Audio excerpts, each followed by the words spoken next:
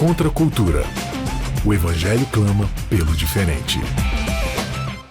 Começando mais um Contra a Cultura, chegando até você chegando até você exclusivamente pelo canal Cristãos Cansados, youtube.com/Cristãos Cansados.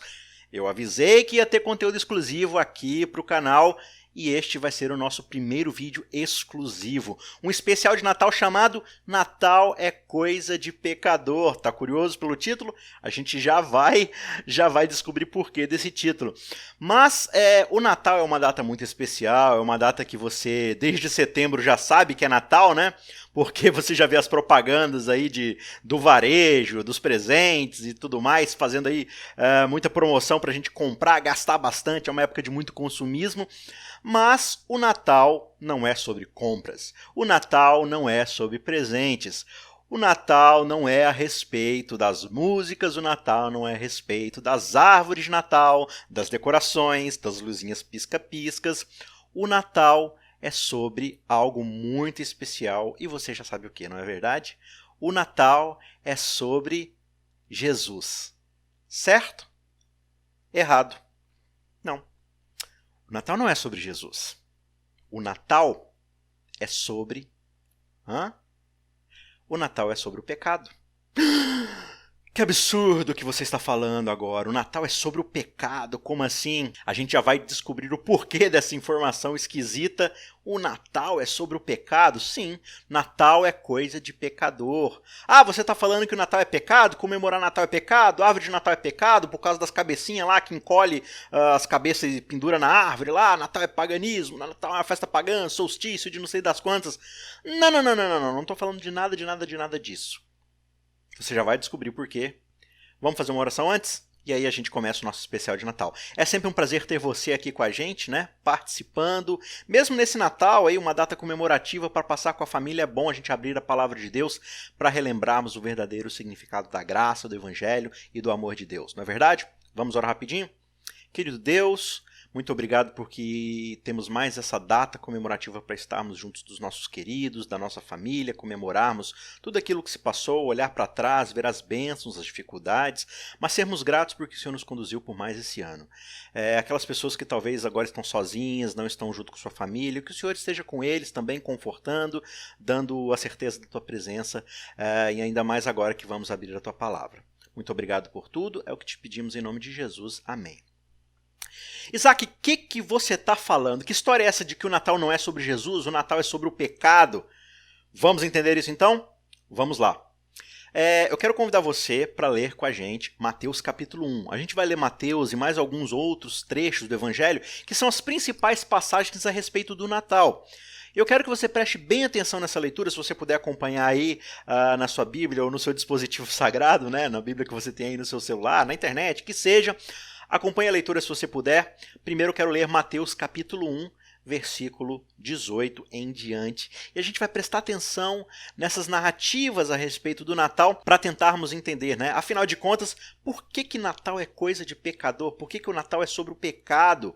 Vamos lá então, Mateus capítulo 1, verso 18 diz o seguinte: Ora, o nascimento de Jesus Cristo foi assim. Estando Maria, sua mãe, desposada com José, sem que tivessem antes coabitado, achou-se grávida pelo Espírito Santo. Mas José, seu esposo, sendo justo e não a querendo infamar, resolveu deixá-la secretamente. A história começou interessante. Enquanto ponderava nestas coisas, eis que lhe apareceu em sonho um anjo do Senhor, dizendo o seguinte: José, filho de Davi, não temas receber Maria, tua mulher, porque o que nela foi gerado é do Espírito Santo. Agora preste atenção no verso 21. Ela dará à luz um filho e lhe porás o nome de Jesus. Olha aí, Jesus, Natal, tem tudo a ver. Mas preste atenção no que vem a seguir. Por que ele vai chamar Jesus? Porque ele salvará o seu povo dos pecados deles. Olha aí que interessante. Ele vai se chamar Jesus porque ele vai ser o salvador da humanidade. E ele vai salvar a humanidade justamente dos pecados. Verso 22. Ora, tudo isso aconteceu para que se cumprisse as palavras do profeta. Lembra aquele texto lá de Isaías que diz: Eis que a virgem conceberá e dará à luz um filho, e lhe será chamado pelo nome de Emanuel, que quer dizer Deus conosco. Despertado José do sono, fez como lhe ordenara o anjo do Senhor e recebeu sua mulher. Contudo, não a conheceu, ou seja, não teve relações com ela, enquanto ela não deu à luz a um filho, a quem pôs o nome de Jesus. Passagem super conhecida aí do Natal, super linda, descrevendo aí o nascimento de Jesus. E a gente fica aqui, né, tentando refletir a respeito do Natal. Todo final de ano a gente se reúne, né, às vezes na igreja, com as nossas famílias, e a gente canta músicas bonitas a respeito do Natal, a respeito de Jesus na manjedoura e tudo mais. A gente manda cartões de Natal junto com os presentes, desejando aí o melhor para todo mundo, que Deus abençoe e tudo mais. E isso é muito importante, porque eu imagino que Jesus fique muito feliz quando nós celebramos ali a data que supostamente a gente separou para celebrar o seu nascimento, e a gente faça isso demonstrando carinho, amor, afeto pelos nossos familiares, por aqueles que tem nosso afeto e tudo mais, sempre bom também, é uma época pra gente se reconciliar, por acaso se a gente brigou com alguém e tudo mais, é uma data muito importante, porque é uma data que sempre está no nosso planejamento, né? A gente vê o que passou, a gente olha pro futuro, pro próximo ano, e fala assim, o que eu posso fazer para melhorar, onde eu posso consertar e tudo mais. Só que o Natal, mais do que isso, quando a gente fala de Natal dentro dos termos bíblicos, o Natal é mais do que meramente o nascimento de Jesus. A razão verdadeira do Natal é o pecado. Isaac, você já falou isso antes, você já está repetindo agora, quando é que você vai explicar que história é essa? A questão que a gente precisa entender é que Jesus ele não passa a existir a partir do Natal. Muito antes de existir uma manjedoura bonitinha para o bebê Jesus nascer lá no presépiozinho que a gente enfeita o nosso Natal, muito antes Jesus já existia. Lá em João, no capítulo 1, verso 1, o evangelista ele descreve justamente assim o início do seu evangelho. No princípio era o verbo estava com Deus e o verbo era Deus. Aqui ele está falando de Jesus, justamente desse Jesus dos evangelhos. Ele está dizendo, olha, desde o princípio de todas as coisas, desde tudo antes de existir, Jesus ele já existia. Colossenses capítulo 1, verso 17 diz o seguinte, ele é antes de todas as coisas e nele tudo subsiste. Jesus ele já existia antes de todas as coisas, ele sempre existiu, ele estava junto com o Pai antes da criação, durante a criação, durante todo o Antigo Testamento, Jesus já estava presente lá, participando da história da humanidade. Então o Natal, embora seja esse momento onde Jesus nasce como ser humano, é muito mais do que isso. A questão não é que Jesus nasceu em um Natal, né? A questão não é meramente Jesus ter nascido, a razão é por que ele nasceu? Por que ele veio à Terra? Por que a gente celebra isso? Por que a gente celebra o nascimento de Jesus? Por que esse é um evento tão importante para nós? E a chave está justamente no verso 21 do capítulo 1 de Mateus que a gente acabou de ler. Ela dará à luz a um filho e lhe porá o nome de Jesus, porque ele salvará o seu povo dos pecados deles. A razão do Natal é o pecado. Alguém precisava vir lidar com o pecado, trazer alguma solução para a encrenca, para a bagunça, para a rebeldia que Adão e Eva e toda a sua descendência causaram desde a criação, desde a queda. Alguém precisava lidar com o pecado e é para isso que Jesus nasce. Não é que, assim, tem alguma coisa errada com você fazer representações, peças de Natal, fazer a manjedorinha lá com Jesus nascendo, os reis magos, o presépio, o burrico e tal e tudo mais, as ilustrações, as canções, os cartões de Natal. É só que Jesus ele já existia muito antes disso, né? Ele é o Deus eterno, ele é o Deus que subsiste antes de todas as coisas. Mas a verdadeira questão é por que Jesus precisou se tornar um ser humano? Por que ele precisou nascer como um ser humano? E a resposta está lá em Gênesis 3, verso 15. O famoso proto-evangelho, muito antes de qualquer alusão a Jesus no Novo Testamento, já existia uma alusão dizendo, porém inimizade entre ti e a mulher, Deus fala para Adão e a mulher, entre a tua descendência e o seu descendente, este te ferirá a cabeça e tu lhe ferirás o calcanhar. Veja, quando o pecado entrou no mundo, uma promessa foi feita à humanidade. Uma promessa, uma semente, um herdeiro que viria da mulher, mas que ainda assim não estaria infectado pelo veneno do pecado, não teria o pecado no seu DNA. Essa é a grande promessa, essa é a grande razão do Natal, lidar com o pecado. Lá no Evangelho de João, no capítulo 3, no verso 16, diz o seguinte, porque Deus amou o mundo de tal maneira que deu o seu Filho unigênito. Para quê? Para que ele deu Jesus, o homem Deus, nascido em ser humano? Para que ele deu esse bebê para a raça humana? Para que todo aquele que nele crê não pereça, mas tenha o quê? A vida eterna. Porquanto Deus enviou o seu Filho ao mundo, não para que julgasse o mundo, mas para que o mundo fosse salvo por meio dele. Salvo de quê? Salvo do pecado. O bebê Jesus nasce na manjedoura por causa do pecado, para lidar com o pecado, para nos livrar de uma vez por todas do problema do pecado. Sim, o Natal é sobre Jesus. A centralidade do Natal está em Jesus. Mas Jesus só precisou nascer e vir a essa terra para morrer por mim e por você. Jesus só precisou nascer para que eu e você não precisássemos morrer. A linguagem de João aqui não deixa dúvida alguma. Cristo foi dado como um presente. O Natal é a celebração da graça, do presente, do favor imerecido, de recebermos algo que nós não tínhamos direito, mas que Deus ainda assim nos dá, porque nos ama, porque Deus amou o mundo e deu seu Filho. Esse é o grande presente do Natal. Mas por que Ele nos deu esse presente? Para que nós não precisássemos perecer. Porque um menino nos nasceu, um filho se vos deu. Aqui a gente tem exatamente a união da parte divina com a parte humana. Um menino vos nasceu, né? Essa questão humana, Jesus nascendo como ser humano. Só que o que está aqui é um filho se vos deu, ele foi dado, ele é um presente.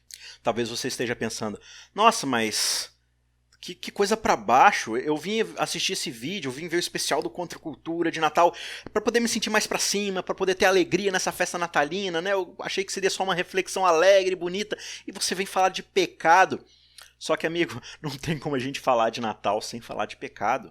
Se a gente não tá falando de pecado no Natal, a gente não tá celebrando o Natal, porque o Natal é sobre o menino Jesus que nasce para nos libertar do pecado. É só por causa disso. Se não fosse o pecado, coloque isso na sua cabeça.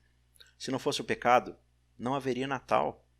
Não precisaríamos de um Natal.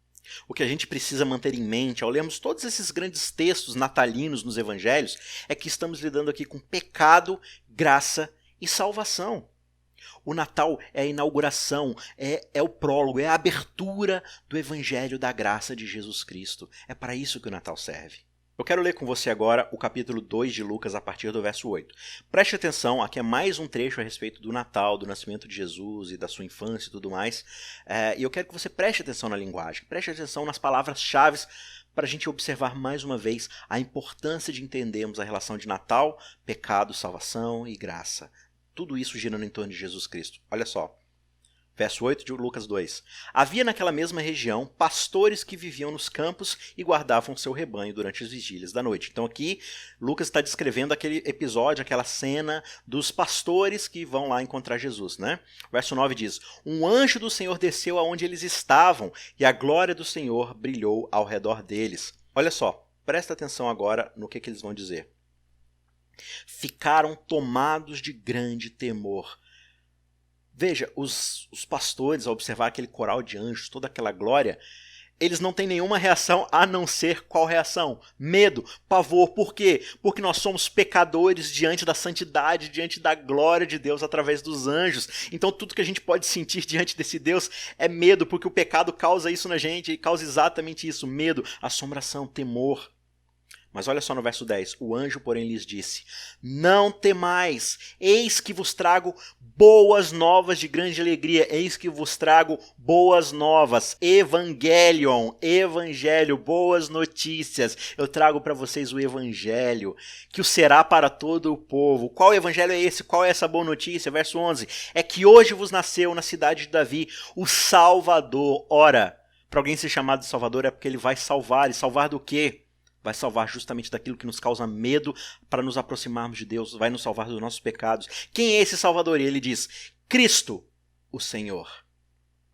Isto vos servirá de sinal: encontrareis uma criança envolta em faixas e deitada na manjedoura. E subitamente apareceu com um anjo uma multidão da milícia celestial, louvando a Deus e dizendo: glória a Deus nas maiores alturas, e paz na terra entre os homens a quem ele quer bem. Nós estamos com medo, como é que a gente vai ter paz diante de um Deus? Eis que vos trago uma boa notícia. Deus não está furioso com a humanidade, Deus quer salvar a humanidade. Deus não quer levar em conta os nossos pecados, Ele quer colocar nesse bebê, nesse Salvador, e acabar com o pecado nele, para que nós tenhamos paz. paz na terra aos homens a quem Deus quer bem. Deus não quer nos destruir, Deus quer o nosso bem, Deus quer nos livrar do nosso pecado. Isso é salvação. Veja, pecado, graça, evangelho, salvação. Estamos com medo de Deus? Pecado. Eis que vos trago boas novas, evangelho. Eis que vos trago um Salvador, isso é salvação. Paz na terra aos homens a quem Deus quer bem. Isso é muito bonito. O nascimento de Cristo é a boa notícia de que apesar da nossa rebeldia, apesar da nossa desobediência, Deus quer fazer as pazes conosco. Deus quer ao nosso lado, Deus quer ficar ao nosso lado, Deus quer a nossa presença, Deus quer nos salvar. O Natal não é a história de um super-herói voando por aí, lutando contra o mal e tudo mais. Não é a história de um homem milagreiro que vai vagar pelo deserto livrando as pessoas das suas dificuldades. Um Jesus que vem para dar mais êxito na minha vida, para dar mais assertividade na minha vida. Muito menos é a história de um bom velhinho que considera nossas boas ações e diz se a gente merece ou não receber um presente, dependendo se a gente fez boas obras, se não fez. Hoje vos nasceu um Salvador. Salvador do quê? Pecado. Um Salvador dos nossos pecados. Daquela rachadura que existe dentro de mim, dentro de você. Ele veio consertar essa rachadura. Ele veio fazer tudo novo. Ele veio consertar todas as coisas.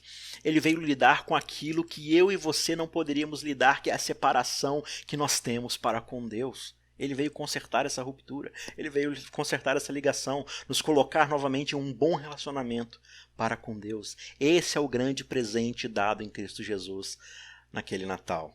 Pouco tempo depois desse relato de Lucas, pouco tempo depois desses eventos, Jesus é circuncidado, acontece o período de purificação e ele é finalmente levado até o templo para ser apresentado para Deus, como dizia a lei.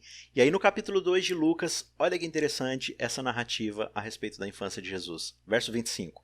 Havia em Jerusalém um homem chamado Simeão, homem este justo e piedoso que esperava a consolação de Israel. E o Espírito Santo estava sobre ele. Revelara-lhe o Espírito Santo que não passaria pela morte antes de ver o Cristo do Senhor. A palavra Cristo aqui não é o nome de Jesus, ela é um título.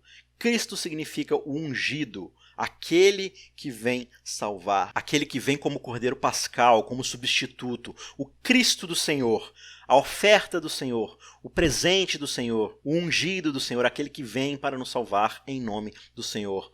Movido pelo Espírito, foi ao templo, e quando os pais trouxeram o menino Jesus para fazerem com ele o que a lei ordenava, Simeão tomou-o nos braços e louvou a Deus, dizendo: Agora, Senhor, podes despedir em paz o teu servo segundo a tua palavra, porque os meus olhos já viram a tua salvação. Olha que relato fantástico de Simeão. Eu já posso descansar porque a minha grande esperança foi confirmada. Nesse menino que nasceu no Natal, eu vi a salvação. Salvação de quê? Salvação dos nossos pecados, a qual preparaste diante de todos os povos, luz para a revelação aos gentios e para a glória do teu povo de Israel. Aquele que vem salvar não apenas Israel, mas toda a humanidade, os gentios, todos aqueles que aceitarem esse presente. E aí a história continua, porque não é só Simeão que está envolvido nisso daqui. Uma profetisa chamada Ana também vai entrar nessa história aqui no verso 36. Diz o seguinte: Havia uma profetisa chamada Ana, filha de Fanuel, da tribo de Asser, avançada em dias, que vivera com seu marido 7 anos, desde que se casara, e que era viúva de 84 anos. Olha só que triste. Uma mulher que se casa, fica casada por 7 anos, e aí o seu marido falece, e ela é viúva há décadas. Uma mulher que vive sozinha, ela tem tudo para ser triste. Só que ela não deixa o templo, né? O verso diz: Esta não deixava o templo, mas adorava noite e dia em jejuns e oração. Alguém que resolveu transformar o seu pranto, a sua solidão, em louvor, em oferta a Deus o tempo todo lá no templo, orando, jejuando, pedindo a Deus. Verso 38, e chegando naquela hora, dava graças a Deus e falava a respeito do menino a todos os que esperavam a redenção de Jerusalém. Ana celebrava, justamente a redenção de Israel que vinha a partir desse menino, nos redimir dos nossos pecados, dar a nós a salvação que nós tanto precisávamos. Veja só, existem 4 trechos nos evangelhos, nos 4 evangelhos, que lidam com o Natal, que descrevem o Natal. E esses 4 versos são a respeito do pecado, são a respeito da salvação. Desde o início da Bíblia, no primeiro verso até o final, as Escrituras clamam: Cristo sempre foi, sempre será, Ele é eterno, Ele sempre existiu, sempre existirá. Ele é o eu sou, Ele existe, pronto e acabou.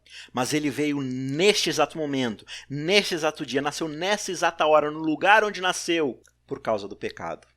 Por causa do seu e do meu pecado. Jesus veio para lidar com o nosso pecado. Lá em Gálatas, no capítulo 4, Paulo diz o seguinte, no verso 4 em diante: vindo, porém, a plenitude do tempo, ou seja, o tempo exato, o momento exato, Deus enviou seu Filho nascido de mulher, nascido sob a lei. Para quê? Para que Deus enviou seu Filho? Para resgatar os que estavam sob a lei, a fim de que recebêssemos a adoção de filhos. Porque nós não éramos mais filhos de Deus, nós éramos filhos da ira, mas em Cristo nós somos novamente os irmãos mais novos daquele que é a primícia de toda a criação. Nós somos reconciliados com o Pai, adotados novamente como filhos, redimidos e resgatados dessa era perversa, dessa era de pecado. O Natal é o momento exato na história da humanidade, onde Deus paga a um custo extremamente pessoal e íntimo o preço do seu e do meu pecado. É o pecado que se faz necessária a vinda do Filho de Deus, a morte do Filho de Deus. O céu se abre, um coral de anjos canta, exclama que agora nós podemos ter paz com Deus, agora nós podemos nos reconciliar com Ele. Simeão exclama, agora eu posso morrer porque meus olhos viram a salvação para toda a humanidade. Ana exclama com toda a alegria, olha, o que eu estou vendo é a redenção de Israel, nós podemos finalmente ser redimidos. Isso é Natal, é redenção, é salvação. Alguém finalmente está lidando com o pecado. Alguém finalmente pode nos livrar de nós mesmos, desse defeito que todos nós carregamos dentro de nós. Esse é o grande propósito do Natal. Essa é a grande descrição do Natal. E se a gente não prestar atenção nesses detalhes extremamente específicos e claros no texto bíblico a respeito do Natal, o que vai acontecer? A gente vai deixar a cultura, a época, decidir para nós o que o Natal significa. Vai decidir que é consumismo, vai decidir que é planejamento de vida, que é resolução, que é qualquer outra coisa. Mas ela não vai nos dizer que nós precisamos ser salvos de nós mesmos. Isso é a Bíblia que vai nos dizer. É somente a Escritura que nos mostra o quanto nós precisamos desse Salvador e desse Natal. Sabe aquele momento onde Deus pede que Abraão sacrifique Isaque, seu filho, no altar, lá no alto do monte, e bem antes de Abraão fincar a faca no peito de Isaque, um anjo interrompe Abraão e um cordeiro aparece para ser morto no lugar de Isaque. Sabe como é que é o nome disso? Natal. Esse é o Natal. Isso é a descrição do Natal. Sabe aquele Cordeiro de Deus que será morto numa sexta-feira, pregado numa cruz para a salvação de toda a humanidade? Ele acabou de nascer no Natal. O problema é que a gente está tão acostumado a celebrar o Natal como uma grande festa, mas a Páscoa significa tão pouco para a gente. Por que será? A gente até comemora e tudo mais, mas de novo, é mais uma data que a gente paganizou, que a humanidade paganizou, que virou chocolate, que virou mais consumismo. Mas a Páscoa é algo grandioso. A Páscoa é a conclusão épica do Natal. A gente não pode celebrar o Natal, não tem como celebrarmos o Natal se a gente não entender a Páscoa, se a gente não entender o propósito do Natal, para onde o Natal está nos conduzindo, que é a Páscoa. Como eu disse, a gente comemora o Natal num aspecto de consumismo, de realização pessoal. A gente até fala de Jesus, mas é um Jesus que vai realizar nossos planos, nossos sonhos para o ano que vem, vai abençoar nossas conquistas, nossos desejos, nossos anseios. É consumismo em nome de Cristo. Só que o Natal é exatamente o oposto disso. O Natal é Deus nos livrando de nós mesmos, desse consumo próprio, dessa exaltação do nosso próprio eu. Sabe? Pecado é justamente essa palavra que significa que eu vivi a minha vida toda do meu próprio jeito, fazendo minhas próprias escolhas, em rebeldia para com o Senhor, traçando meus próprios planos, definindo a minha própria lei. E por consequência dessas escolhas, a minha vida se tornou um rumo de morte, de destruição, não apenas do futuro, mas agora, do meu presente, dos meus relacionamentos, das minhas escolhas. E aí o Natal vem me dizer o seguinte, olha, esse relacionamento com Deus que estava quebrado, que estava rompido, agora vai ser baseado em perdão, em liberdade. Liberdade de uma vida centralizada no meu próprio eu. De parar de olhar para o meu próprio umbigo e poder olhar para Deus que está acima de mim e encontrar nele a minha realização. Não uma realização pessoal no sentido de que agora eu estou bem comigo mesmo e que agora eu sou uma pessoa boa. Não, é justamente o contrário. Eu não sou uma pessoa boa e eu dependo única e exclusivamente desse Deus enviar seu filho para morrer por mim. Sabe, o rei Davi, sim, o Davi salmista, sabe?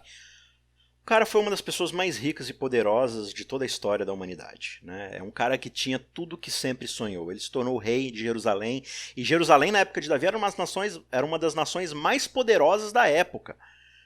Sabe aquela pessoa no Amigo Secreto que às vezes você tira e você fica constrangido porque é uma pessoa rica, que tem tudo, e aí você tem vergonha de comprar qualquer coisa, porque qualquer coisa que você for dar para ela vai ser constrangedor porque ela já tem, ou porque ela tem dinheiro para comprar, e você fica ali constrangido. Davi era essa pessoa. Davi tinha absolutamente tudo. Ainda assim havia uma coisa que Davi não tinha e que ele recebeu de Deus. Um presente de valor inestimável. E lá no Salmo 32 ele compartilha qual foi esse presente que ele recebeu de Deus. O Salmo 32 diz: Bem-aventurado é aquele cuja iniquidade é perdoada e cujo pecado é coberto. Bem-aventurado o homem a quem o Senhor não atribui iniquidade, em cujo espírito não há dolo. Enquanto eu calei os meus pecados, envelheceram os meus ossos pelos constantes gemidos que eu soltava no dia a dia. Porque a tua mão pesava dia e noite sobre mim, e o meu vigor se tornou em sequidão de estio. Confessei-te o meu pecado, e a minha iniquidade não mais ocultei.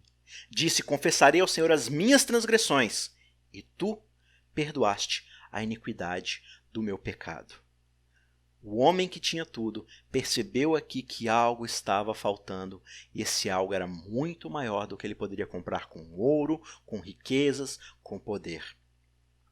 Sabe, você pode pegar o seu fardo, esse fardo que você carrega, essa culpa, essa angústia de que você está fazendo alguma coisa errada e por causa disso talvez Deus não esteja ao seu favor. Deus não queira mais um relacionamento contigo.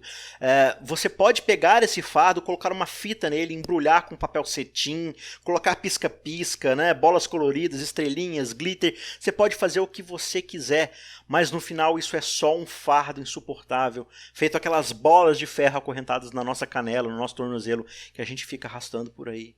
Você pode fingir que elas não existem, você pode ficar tentando ignorar, mas você sabe que é um fardo insuportável. Você sabe que você não aguenta mais isso. Você até tem vontade de ter um relacionamento com Deus, mas esse fardo fica te dizendo: olha, você não merece. Você não merece. Olha para esse ano. Olha tudo que você fez de errado esse ano. Será que Deus vai olhar para você e vai falar assim: não, essa pessoa foi um bom menino esse ano, portanto ela merece o meu favor? Você sente no fundo do seu coração que isso não é verdade. Só que, veja, o Natal jamais vai fazer sentido para você se você não entender que o Natal existe por causa da condição do seu coração. Davi percebeu isso e Deus ele deu a Davi o maior presente que o homem poderia receber, que é justamente o perdão dos seus pecados. Só que esse presente não foi um presente exclusivo para Davi. Paz na terra aos homens, na terra. Deus enviou seu filho ao mundo para que o mundo seja salvo. Não é algo exclusivo para Davi, não foi algo exclusivo para Abraão, Simeão, para Ana, para os pastores. O Natal é um presente disponível para todos nós. Sabe, toda vez que a gente celebra o Natal, a gente tem uma escolha para fazer. Será que eu aceito o Natal e tudo aquilo que o Natal carrega junto com ele? Maria, José, Ana, Simeão, os pastores, eles escolheram aceitar. Eles escolheram receber esse presente. Herodes, os líderes religiosos da época, eles escolheram rejeitar. Agora, uma outra pergunta. Se eu aceito o Natal, se eu aceito esse presente e tudo o que ele significa, o perdão dos meus pecados em Cristo Jesus, que nasceu numa manjedoura, mas foi morto numa cruz, se eu celebro esse Natal com esse significado, que diferença isso faz nos outros 364 ou 65 dias do meu ano? Será que eu vou continuar nessa tentativa inútil de realizar boas obras todos os dias, de acumular ali o favor divino através dos meus esforços de viver um cristianismo aceitável, né, para no fim eu conseguir juntar todas essas moedinhas de boas ações que eu realizei e tentar trocar por algum favor divino que possa me interessar? Ou eu vou viver o alívio do perdão e da liberdade que vem mediante a certeza de que o problema do pecado, aquele problema do meu coração que eu não conseguia resolver e que só pode ser resolvido resolvido, se eu aceitar esse presente que nasceu naquele primeiro Natal, será que eu aceito esse alívio, eu aceito esse perdão? E como isso muda a perspectiva da minha vida de olhar para Deus e entender que Ele está disponível para mim, não para ficar realizando meus favores pessoais, mas para me dar uma nova vida, uma nova chance de ser aquilo que Ele me criou para ser? Para você que escolhe, diferente de Herodes, diferente daqueles líderes religiosos, de tantas pessoas que hoje rejeitam o verdadeiro significado, o verdadeiro presente do Natal, se você de fato escolheu aceitar esse presente que traz perdão, que traz salvação, que traz paz diante de Deus, olha a mensagem natalina que Paulo dá para você lá em Romanos no capítulo 8. Agora, pois, já não há nenhuma condenação para os que estão em Cristo Jesus. Para aqueles que aceitaram o verdadeiro presente do Natal já não existe nenhuma condenação, porque a lei do Espírito da vida em Cristo Jesus te livrou da lei do pecado e da morte. Porquanto que for impossível a lei no que estava enferma pela carne, olha a mensagem de Natal aqui, isso fez Deus enviando o seu próprio Filho em semelhança de carne pecaminosa, e no tocante ao pecado, e com efeito, condenou Deus na carne o pecado. Em quem? Naquele que nasceu no primeiro Natal. A fim de que o preceito da lei se cumprisse em nós, que não andamos segundo a carne, mas segundo o Espírito. Que nesse Natal não seja meramente um Natal de planejamento para o ano que vem, metas, planos, sonhos, mas que seja um Natal de purificação, de perdão, de uma segunda chance, não de uma segunda chance para dessa vez você fazer certo, para acumular moedinhas de bom desempenho, bom comportamento para trocar pelo favor divino, não. Em Cristo Jesus você já tem o favor divino, você já tem o perdão de Deus, você já tem a graça divina se você aceitar esse presente que não te custa nada, mas que custou para Deus tudo, custou o próprio Cristo. Aquele Cristo que antes de todas as coisas precisou se tornar um bebê, nascer no momento certo, na hora certa, no lugar certo, para se tornar o Cordeiro perfeito, o sacrifício perfeito que morreria no nosso lugar. Deus não quer nos matar, Deus nos quer ao seu lado, salvos, em um relacionamento de amor, de liberdade e de paz com Ele. E esse relacionamento, esse presente está disponível em Cristo Jesus. Um Feliz Natal para você, que o Espírito de Deus traga para você mais uma vez esse Cordeiro disponível para o perdão dos seus pecados e que aceitando você possa ter novamente um relacionamento de paz com Deus. Feliz Natal e um Feliz Ano Novo. Contra a cultura. O Evangelho clama pelo diferente.